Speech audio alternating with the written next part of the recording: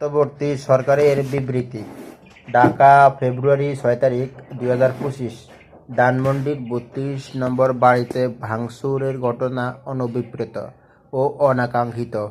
পলাতক অবস্থায় ভারতে বসে জুলাই অভ্যুত্থানের বিরুদ্ধে শেখ হাসিনার উস্কানিমূলক বক্তব্যের কারণে জনমনে গভীর ক্রোধের সৃষ্টি হয়েছে, যার বহিঃপ্রকাশ ঘটেছে গত 6 মাসে 32 নম্বর বাড়িতে কোনো ধরনের আক্রমণ ধ্বংসযজ্ঞ হয়নি। গতকাল রাতে এটি ঘটেছে। পলাতক শেখ হাসিনার বক্তব্য ঘিরে যার দুটো অংশ আছে। একটা অংশ হলো, জুলাই গণ অভ্যুত্থানে যারা আত্মদান করেছেন, শেখ হাসিনা তাদেরকে অপমান করেছেন, অবমাননা করেছেন।